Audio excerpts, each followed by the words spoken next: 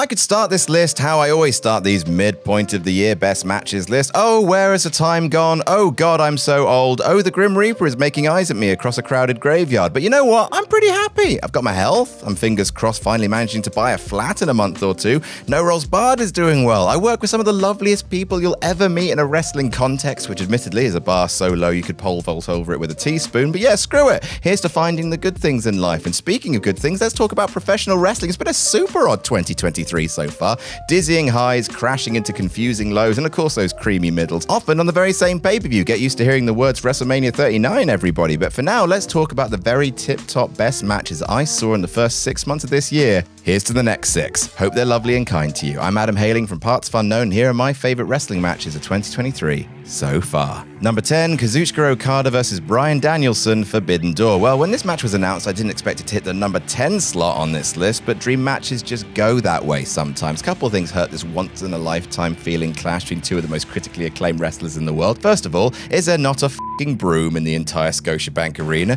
Could they not have got Scruffy down to sweep up all that money? Second issue, they wrestle a standard 30-minute Okada match, 20 minutes of admittedly very good but feeling out process, before a 10-minute sprint, only for a freak bit of misfortune to happen as Danielson suffers a fractured forearm from an elbow drop, so his right arm's out of action for much of the last act of this match, which is a nightmare when he's probably been booked to go over with his very arm-centric label lock. Still though, there's lots to love here. The fans are dead keen, the tombstone on the ramp, Bryan luring Okada in with convulsions before a Psycho knee. You know, Bryan Danielson wrestles a main event match with a broken arm, which is jaw-dropping in hindsight. Feels like there's a rematch coming, which will probably be better, but it still feels like a huge deal, and those should be treasured when they come along. Speaking of, number 9, Roman Reigns versus Sami Zayn, Elimination Chamber. Now, don't get me wrong, I hate wrestling fans, and I do, by the way. If I ever meet you in person and say, oh no, that was just a funny line for the video, and no matter how much I look like I mean it, when I follow up, oh, but seriously, I don't mean that. That was just for the video, and I smile with genuine warmth, but slightly embarrassed guilt in my eyes. No, I 100% mean it. All wrestling fans suck, and especially you. Despite all of this, I love watching matches when wrestling fans are at their loudest. They don't happen too often, but occasionally a storyline grabs us all, and despite our cynicism or general weariness with the product, we all lean all the way the f*** in, and we cheer the hero at the top of our lungs and all boo the villain from the bottom of our boots. Ciampa Gargano was one, Zayn Reigns is another. Special moments, like an entire arena rattling with noise when a dude kisses his wife. Fuck yeah, Sammy, you smooched that lucky wife. Fuck yeah. Montreal was insane for this match and was so wonderful for it. It may have ended with disappointing booking, but don't worry, Sammy fans, something very lovely was just down the road. Number 8, Bad Bunny versus Damian Priest, Backlash. Oh, and speaking of white-hot wrestling fans making a match so much better to watch, someone get Puerto Rico an island-sized edible arrangement because they showed out for Backlash. For one night in the shining star of the Caribbean, the Attitude Era returned, Savio Vega included, and we were transported back to the land of an entire card being over, fans popping for every mood, and giving Carlito the happiest night of his life after that time his friend stabbed John Cena in the ass. The San Juan street fight between Puerto Rican-born Bad Bunny and Puerto Rican-descended Damian Priest saw the fans and the fun reach their zenith, with Bad Bunny especially putting in a shift and begging the question, why are all celebrities good at wrestling these days? Very silly stunts, molten hot crowd, apple spitting, Savio Vega, insane Falcon arrows, all the fun of the San Sebastian. Number 7, Charlotte Flair versus Rhea Ripley, WrestleMania 39. Hey, you know what? I think we all forget sometimes how lucky we are to have a performer the caliber of Charlotte Flair. And hey, if I were her and I planned out this brilliant goddamn match with one of the hottest wrestlers in the whole company, I'd be pretty steamed if a hairy-ass Canadian lad poutined his way into my main event for the second year in a row, no less. Ever since WrestleMania 32, women's wrestling at WrestleMania has become one of the reliable tentpoles of the event, whether it's Becky, Sasha, Bianca, Asuka, Ronda, or Charlotte. Big match mania women's wrestling delivers mostly, and this was no exception. Didn't start off quite as accomplished as some of Charlotte's other mania matches, but fans' patience was rewarded because the back half of this match went. They clobbered the arse off each other, with Charlotte especially taking some gnarly bumps, including one straight onto the goddamn nose. It seemed almost impossible that these were the same two people who wrestled that bollocks book match at Hell in a Cell 2021, and double hooray for Rhea Ripley, who since she started f***ing Eddie's son is the best thing going right now. Number 6, the 10-man tag Forbidden Door. Woof! Talk about an insane sprint. Call it recency bias, but this is maybe the best multi-man tag match, like, maybe ever. This match features 10 top guys doing relentlessly top guy things. The Bucks, Hangman Page, Tomohiro Ishii, and potentially best man to ever live, Eddie Kingston, versus Blackpool Combat Club and Shota Umino. Everyone gets a shine as people stream in and out of the ring, constantly hitting big moves and popping the rabid crowd who spend a significant portion of the match on their feet. It's very silly party wrestling for the most part, maybe a little too frenetic for its own good at times, but the thing that cements it on the list for me is that throbbing heart at its core. Kingston and Moxley, whether it's the two men trading chops forever as the world ends around them, Kingston saving Moxley from an attack, the camera catching stolen glances between the two men in a match where potentially so much happens that nothing matters. This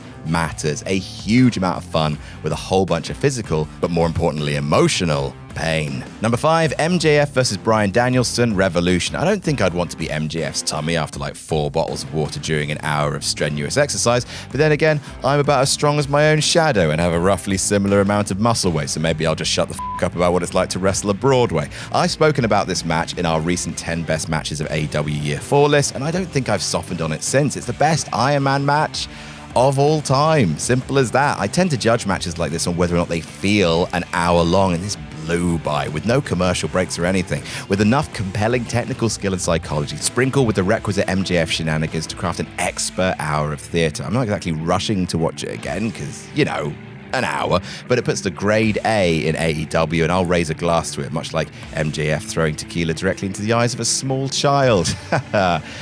Them kids. Number 4, the Usos versus Sami Zayn and Kevin Owens, WrestleMania 39. It's just nice when good things happen to good people, and this is that lovely thing that I promised all the way back at number 10. Sami Zayn and Kevin Owens main eventing WrestleMania. The Usos main eventing WrestleMania. The tag titles main eventing WrestleMania, and this wonderful story main eventing WrestleMania. What a collection of wonderful things that only Charlotte Flair could be annoyed about. The match is very good because, you know, these guys, but that's almost not the point. The point is it's just a nice celebration of how good wrestling can be when talent in front of the camera meets consistency, logic, and patience behind the camera. Also, Sami Zayn was the first person to kick out of the 1D. That is a lovely laurel for him, as well as shouldering that wonderful closing sequence of him regretfully but forcefully putting Jey Uso down. He's not mad, he's just sad, and it made us all so happy indeed. And hey, at least someone got to finish their story at WrestleMania.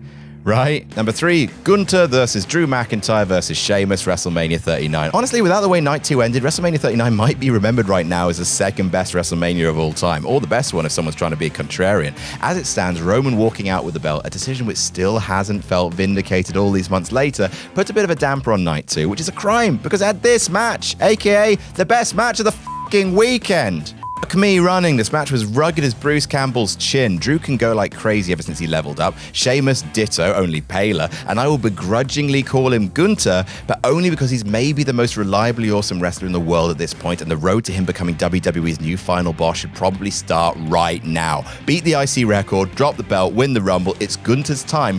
Yesterday. Not much else to say here other than the lads dick the pissing cock off each other in one of the stiffest mass events since they unveiled the Washington Monument. Pure beef joy from bell to bell. Number 2, Will Ospreay versus Kenny Omega, Forbidden Door.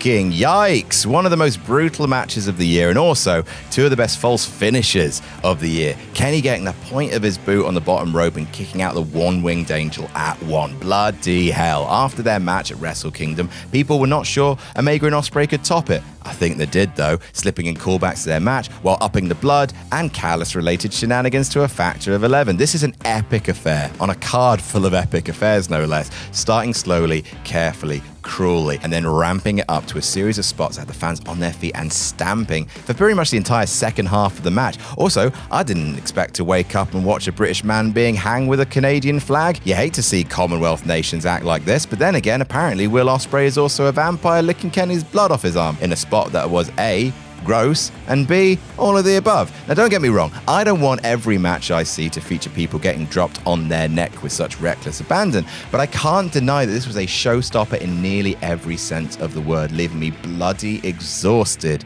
just watching it. But I do prefer my wrestling a little sillier, which is why, number 1, Darby Allin versus Jungle Boy versus Sammy Guevara versus MJF, Double or Nothing. Look, I love this match. I think it's the most fun I've had watching wrestling in years. I'm not sorry. I'm not even into flippy wrestling that much, but I love long, intricate, contrived comedy spots. Sorry, Mr. Cornette, I super don't care about realism. I like watching incredibly talented stuntmen pull off ridiculous sequences which require laser focus, millisecond timing, and the kind of spatial awareness that my knee bumping into coffee table ass can only dream of. For example, the Fatal 4-Way International Championship match from Forbidden Door was number 11 on this list. But this Double or Nothing match was a contrived spot extravaganza, a nearly endless conveyor belt of only the silliest cuts of wrestling meat for me to laugh at, applaud, be proud of myself for getting the reference, or stare at in bewilderment that 4 dudes could be that coordinated over and over again. All 4 men had a wonderful night. MJF poking everyone in the eye in that final spot. Jungle Boy proving himself a jungle man and not taking a jungle shortcut. Well, that line has aged well. Sammy Guevara proving that he's Tigger in human skin. And Darby Allin doing yet more silly things to his own body before being pinned with another headlock takeover. I get that reference.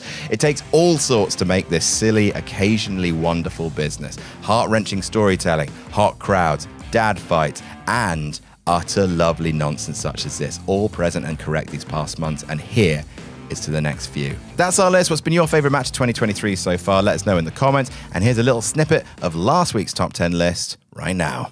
Money in the Bank is the last great stipulation WWE ever made. Seriously, since its inception from a creative Jam That Jam session between Vince and Chris Jericho in 2005, nothing has even come close to topping the impact and success of Money in the Bank. It's given WWE a new member of the top pay-per-view family. I'd argue that the true top 4 are Rumble, Mania, SummerSlam.